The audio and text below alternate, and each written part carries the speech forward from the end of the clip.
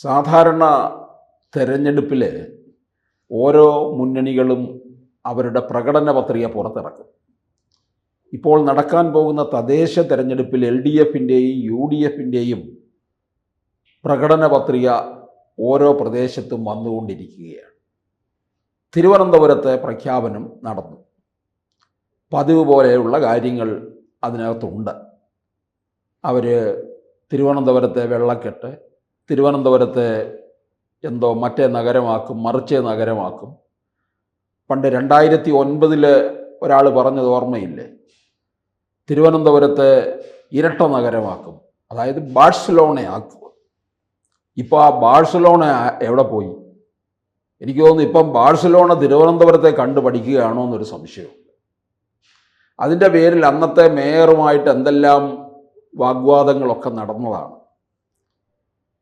വെറുതെ തിരുവനന്തപുരത്തുകാരെ ഇങ്ങനെ കൊതിപ്പിച്ചുകൊണ്ടിരിക്കും. ഹൈക്കോടതി ബെഞ്ചിൻ്റെ കാര്യം പറഞ്ഞുകൊണ്ടിരുന്നല്ലോ MP-മാർ. ഇപ്പം തന്നെ ഹൈക്കോടതി ബെഞ്ച് ഒരെണ്ണം എടുത്ത് ഇവിടെ കൊണ്ടുവന്ന് സ്ഥാപിക്കും. ഇപ്പോൾ ഹൈക്കോടതി ബെഞ്ച് പോലും ഇവരെ നോക്കി ചിരിച്ചുകൊണ്ടിരിക്കുകയാണ്. അങ്ങനെ കാര്യങ്ങൾ എന്തെല്ലാം പോയി. തിരുവനന്തപുരത്തിനെ സംബന്ധിച്ചിടത്തോളം ഇവിടെ വന്ന് നിന്ന് ജയിച്ചു പോയിട്ടുള്ള കുറേ പേരുണ്ട്. എല്ലാം വരുത്തന്മാരാണ്. അതിൽ വ്യത്യസ്തമായിട്ടുണ്ടായെന്ന് പറയുന്നത് VS ശിവകുമാർ, ചാൾസ് MP, പിന്നീട് നീലലോഹിതദാസൻ നാടാർ. ബാക്കിയെല്ലാം വരുത്തന്മാരായിരുന്നു. പന്നിയനും PKV-യും MM ഗോവിന്ദൻ നായരും, ഒടുവിൽ വന്നിട്ട് ഇപ്പം ശശി തരൂരും. ശശി തരൂരിന് തിരുവനന്തപുരത്തെ പറ്റിയൊന്നും അദ്ദേഹം നോക്കാറില്ല. അദ്ദേഹം ഡൽഹി നായർ, വിശ്വപൗരൻ, ഇങ്ങനെയൊക്കെ ആയിട്ട് പോവുകയാണ്. പക്ഷേ ഇക്കഴിഞ്ഞ ലോക്സഭാ തെരഞ്ഞെടുപ്പിൽ വളരെ വൈകി മാത്രമാണ് BJPയുടെ സ്ഥാനാർത്ഥി തിരുവനന്തപുരത്ത് എത്തിയത്. കേന്ദ്ര സഹമന്ത്രിയായിരുന്ന രാജീവ് ചന്ദ്രശേഖർ വന്നു. അദ്ദേഹം എനിക്ക് തോന്നുന്നു 1 മാസത്തിന് മുമ്പ് ഇറങ്ങിയിരുന്നുവെങ്കിൽ, 1 മാസത്തിന് മുമ്പ് ഇറങ്ങുകയും വേണമായിരുന്നു. അതുപോലെ ഈ തീരദേശ മേഖലകളിൽ അദ്ദേഹം കൂടുതൽ ശ്രദ്ധ കേന്ദ്രീകരിച്ചിരുന്നുവെങ്കിൽ വിജയം ഉറപ്പാക്കാമായിരുന്നു. നെയ്യാറ്റിൻകര, കോവളം ഇങ്ങനെയുള്ള പ്രദേശങ്ങളിലാണ് NDAക്ക് വോട്ട് കുറഞ്ഞു പോയത്. അവിടെ കൂടുതൽ ശ്രദ്ധ കേന്ദ്രീകരിച്ചിരുന്നുവെങ്കിൽ വിജയം സാധ്യത നമുക്ക് ഉറപ്പാക്കാമായിരുന്നു. അതേതായാലും ഇനി വരും കാലങ്ങളിൽ അങ്ങനെ ഉണ്ടാകും. അന്ന് രാജീവ് ചന്ദ്രശേഖർ പറഞ്ഞ ഒരു കാര്യമുണ്ട്: ജയിച്ചാലും തോറ്റാലും ഞാൻ ഇവിടെ തന്നെ ഉണ്ടാകും. എന്തായാലും 3-ാം വട്ടവും നരേന്ദ്രമോദി തന്നെ വരുമെന്ന് പറഞ്ഞു. അദ്ദേഹം തന്നെ വരികയും ഭരിച്ചുകൊണ്ടിരിക്കുകയും ചെയ്തു. ഞാൻ ഇവിടെ തന്നെ ഉണ്ടാകും എന്ന് രാജീവ് പറഞ്ഞു. അത് പാർട്ടിയുടെ സംസ്ഥാന അധ്യക്ഷ രൂപത്തിലാകും എന്നുള്ളത് നമ്മൾ അറിഞ്ഞില്ല. പക്ഷേ ആ അധ്യക്ഷനായിട്ടിരിക്കുമ്പോഴും അദ്ദേഹം തിരുവനന്തപുരം നഗരത്തിന് മുൻതൂക്കം കൊടുക്കുന്നുണ്ട്. അതുകൊണ്ടാണ് ഈ LDF UDFിൻ്റെയും പ്രകടന പത്രികയിൽ നിന്ന് വ്യത്യസ്തമായിട്ടുള്ള ഒരു പ്രകടന പത്രിക മുമ്പോട്ട് വെച്ചു. തിരുവനന്തപുരം കോർപ്പറേഷൻ BJPയുടെ കൈയെത്തുന്ന ദൂരത്തിലാണ്. ഇത് ഞങ്ങൾ നേടിയെടുത്ത് കഴിയുമ്പോൾ 45 ദിവസത്തിനകം പ്രധാനമന്ത്രി സംസ്ഥാന തലസ്ഥാനത്തെത്തിയിട്ട് തിരുവനന്തപുരത്തിൻ്റെ വികസന പദ്ധതികൾ പ്രഖ്യാപിക്കും. എന്തിനു വേണ്ടി പ്രഖ്യാപിക്കുന്നു? വരാൻ പോകുന്ന നിയമസഭാ തെരഞ്ഞെടുപ്പ് കൂടിയുണ്ട്. കാരണം അധികം ദൂരമില്ല, ദൈർഘ്യം കുറവാണ്, 3 മാസമേ ബാക്കി നിൽക്കുന്നുള്ളൂ. അപ്പോൾ ആ പ്രഖ്യാപനത്തിൻ്റെ പിന്നിൽ തിരുവനന്തപുരം ജില്ലയിൽ നിന്ന് തന്നെ, അല്ലെങ്കിൽ തിരുവനന്തപുരം നഗരത്തിൽ നിന്ന് തന്നെ ഒരു 4 സീറ്റ് BJPക്ക് ഉറപ്പിക്കുക എന്നാണ് കണ്ടിരിക്കുന്നത്. തിരുവനന്തപുരത്തെ ഇന്ത്യയിലെ മികച്ച 3 നഗരങ്ങളിൽ ഒന്നാക്കും. ഇത് പക്ഷേ പറയുന്നത് നരേന്ദ്രമോദിയിൽ നിന്നാണ് ആ വാക്ക് വന്ന്, അല്ലെങ്കിൽ BJPയുടെ കേന്ദ്ര നേതൃത്വത്തിൽ നിന്നാണ് ഉറപ്പ് കൊടുത്തിരിക്കുന്നത്. ആ ഉറപ്പാണ് രാജീവ് ചന്ദ്രശേഖർ നമ്മൾക്ക് നൽകിയിരിക്കുന്നത്. ഒളിമ്പിക്സിന്റെ ഒരു വേദിയാക്കും. ഇതെല്ലാം നല്ലതായിട്ടുള്ള കാര്യങ്ങളാണ്. വിഴിഞ്ഞം തുറമുഖത്തിന്റെ പുരോഗതി അത് ഒന്നുകൂടെ വർദ്ധിപ്പിക്കും. അപ്പോൾ തിരുവനന്തപുരം ആകെ കൂടി മാറ്റിയെടുക്കാനായിട്ട് കഴിയും. മുൻകാലങ്ങളിൽ BJP നൽകിയിട്ടുള്ള ഉറപ്പ് കൂടി നമ്മൾ നോക്കണം. രാജീവ് ചന്ദ്രശേഖർ പറഞ്ഞ കാര്യത്തിനെ നോക്കുക. ഞാൻ ഇവിടെ തന്നെ ഉണ്ടാകും തിരുവനന്തപുരത്തിൻ്റെ വികസനത്തിന് വേണ്ടി. അന്ന് അദ്ദേഹം തെരഞ്ഞെടുപ്പ് പ്രചാരണ വേളയിൽ നെയ്യാറ്റിൻകരയ്ക്ക് പ്രാധാന്യം കൊടുത്തു.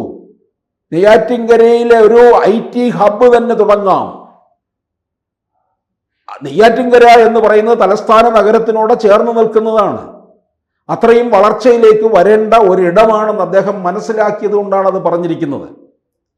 അങ്ങനെ ഇവരിൽ നിന്നൊക്കെ LDF UDFിൽ നിന്നൊക്കെ വ്യത്യസ്തമായിട്ടുള്ള ഒരു മികച്ച പ്രകടന പത്രികയാണ് ഇങ്ങോട്ടേക്ക് നൽകിയിരിക്കുന്നത്. തിരുവനന്തപുരം നഗരത്തെ വളരെ അതിസുന്ദരമായ നഗരമാക്കി മാറ്റും. തിരുവനന്തപുരം നഗരത്തിനകത്ത് അനുഭവപ്പെട്ടുകൊണ്ടിരിക്കുന്ന ഏറ്റവും വലിയ പ്രശ്നമാണ്, ഒരു മുന്നണിക്കും പരിഹരിച്ചു തീർക്കാൻ കഴിയാത്ത ഒന്നാണ് വെള്ളക്കെട്ട്. മഴ എന്ന് എഴുതി കാണിച്ചാൽ വസ്ത്രങ്ങളെല്ലാം ചരച്ച് കയറ്റി ഉടുത്തുകൊണ്ട് പോകേണ്ട ആൾക്കാരാണ് തിരുവനന്തപുരത്ത്. അത്തരത്തിലാണ് ജീവിക്കുന്നത്. ആ തിരുവനന്തപുരത്തെ വെള്ളക്കെട്ട് മാറ്റിയെടുക്കും. തിരുവനന്തപുരത്തിനകത്തുള്ള ജലാശയങ്ങൾ മാലിന്യ വിമുക്തമാക്കി മാറ്റും. മാലിന്യ കൂമ്പാരമായിട്ട് കിടക്കുന്ന നഗരത്തിന് വലിയൊരു മാറ്റം ഉണ്ടാക്കും. നമ്മൾ ഓർക്കണം, തിരുവനന്തപുരത്ത് നിന്ന് റെയിൽവേ സ്റ്റേഷനിൽ നിന്ന് 4 ട്രെയിനുകൾ അടുപ്പിച്ചു പോവുകയും വരികയും ചെയ്യാൻ തുടങ്ങിയത് എപ്പോഴാണ്? O രാജഗോപാൽ കേന്ദ്ര റെയിൽവേ സഹമന്ത്രിയായിരുന്ന കാലത്താണ്. അല്ലെ പിന്നെ രാവിലെ 2 ട്രെയിൻ പോയാൽ പിന്നെ ഉച്ച കഴിഞ്ഞിട്ടേ ഉള്ളൂ, പിന്നെ വൈകുന്നേരവും. ആ തിരുവനന്തപുരം റെയിൽവേ സ്റ്റേഷനെയാണ് 1-ാം നമ്പർ ആക്കി തീർത്തിരിക്കുന്നു. ഇപ്പോൾ എപ്പോൾ ചെന്നാലും തെക്കോട്ടും വടക്കോട്ടും ട്രെയിനുകൾ വന്നും പോയിക്കൊണ്ടും ഇരിക്കുകയാണ്. ഇതൊക്കെ പറഞ്ഞ് നൽകിയിട്ടുള്ള വാക്കുകൾ തന്നെയാണ് അവരനുസരിച്ചത്. അതുതന്നെയാണ് ഇപ്പോൾ രാജീവ് ചന്ദ്രശേഖറും പറയുന്നത്. തിരുവനന്തപുരം കോർപ്പറേഷൻ ഞങ്ങളെ ഏൽപ്പിക്കൂ. കഴിഞ്ഞ 5 വർഷം നമ്മൾ കണ്ടല്ലോ, വളരെ അപക്വമായിട്ടുള്ള ഒരു പെൺകുട്ടിയുടെ സ്വേച്ഛാധിപത്യപരമായിട്ടുള്ള പ്രവർത്തനമാണ് നമ്മൾ കണ്ടത്. അതിന് പിന്നിൽ പിൻസീറ്റ് ഡ്രൈവർമാരുണ്ടായിരുന്നു എന്നുള്ളത് വേറെ കാര്യം. അപ്പോൾ അത്തരത്തിലുള്ള ഒരു സ്വേച്ഛാധിപത്യപരമായിട്ടുള്ള പ്രവർത്തനങ്ങളിൽ നിന്ന് പുതുതലമുറ ഭരണത്തിലേക്ക് വരണം, നല്ലത് തന്നെയാണ്, അതിനെ ചോദ്യം ചെയ്യുന്നില്ല. പക്ഷെ ആ പുതുതലമുറയെ ഇങ്ങനെ സ്വേച്ഛാധിപത്യപരമായ രീതിയിലും അഴിമതിയിൽ മുങ്ങിക്കുളിച്ച ഭരണത്തിലൂടെയും മുമ്പോട്ട് കൊണ്ടുപോകാൻ പഠിപ്പിച്ചത് ഇവിടുത്തെ തലമുതിർന്ന സഹാക്കന്മാരാണ്. ഈ പറഞ്ഞ രീതിയിൽ കത്തെഴുതുന്നു, നമ്മുടെ സഹാക്കന്മാർക്ക് ജോലി കൊടുക്കാനായിട്ട് അവിടുന്ന് കുറച്ച് സഹാക്കന്മാരുടെ ലിസ്റ്റ് തരൂ. ഇല്ലാത്ത പൊങ്കാലയ്ക്ക് പണം എഴുതിയെടുക്കാൻ വേണ്ടി കള്ളത്തരം പഠിപ്പിച്ചു. പൊതുജനങ്ങൾ സഞ്ചരിക്കുന്ന പൊതുഗതാഗതത്തെ ട്രാൻസ്പോർട്ടിനെ തടഞ്ഞു നിർത്തി ഡ്രൈവറെ മോശമായി പെരുമാറുക, അധികാരത്തിൻ്റെ ഹുങ്കുപയോഗിച്ചുകൊണ്ട് എന്തും ആകാമെന്ന് കാണിക്കുക, ഇതൊക്കെയായിരുന്നു നമ്മൾ കഴിഞ്ഞ 5 വർഷമായിട്ട് കണ്ടുകൊണ്ടിരുന്നത്. എന്തുകൊണ്ടിപ്പോൾ ആര്യ രാജേന്ദ്രനെ മാറ്റി നിർത്തിയിരിക്കുന്നു? സാധാരണ പാർട്ടി അങ്ങനെയല്ലല്ലോ. 2 ടേം കഴിയുമ്പോഴാണ് പിന്നീട് മത്സര രംഗത്ത് നിന്ന് മാറ്റുന്നത്. അസാമാന്യ പ്രകടനം കാഴ്ചവെച്ച് കഴിഞ്ഞാൽ 2 ടേമും കഴിഞ്ഞ് അടുത്തതിലേക്കും കൂടെ കൊടുക്കും. ഇവിടെ ഇപ്പോൾ 1 ടേം കൊണ്ട് തന്നെ അവസാനിച്ചു. തെരഞ്ഞെടുപ്പ് പ്രചാരണ രംഗത്ത് നിന്നൊക്കെ മാറ്റി നിർത്തിയിരിക്കുകയാണ്. എന്തുകൊണ്ട്? ജനം ഈ മുഖം കണ്ടു കഴിഞ്ഞാൽ അവർക്ക് അരിശം കയറും. അങ്ങനെയുള്ള സാഹചര്യത്തിലാണ് ഇവിടുത്തെ പ്രധാന പ്രതിപക്ഷമായ BJP പറയുന്നത്, ഞങ്ങൾ തിരുവനന്തപുരം നഗരത്തെ ഇന്ത്യയിലെ മികച്ച പ്രധാനപ്പെട്ട 3 നഗരങ്ങളിൽ ഒന്നാക്കി മാറ്റും. അത് നരേന്ദ്രമോദി നൽകുന്ന ഉറപ്പാണ്. ആ ഉറപ്പാണ് രാജീവ് നമ്മളോട് പറഞ്ഞിരിക്കുന്നത്. അപ്പോൾ തിരുവനന്തപുരത്തിൻ്റെ തലവര മാറാൻ പോകുന്നു എന്ന് പറയുന്നതായിരിക്കും ശരി. കൂടുതൽ വാർത്തകളും വിശേഷങ്ങളും നിങ്ങളിലേക്ക് എത്താൻ ABC മലയാളം സബ്സ്ക്രൈബ് ചെയ്യുക, ബെൽ ബട്ടണും അമർത്തുക.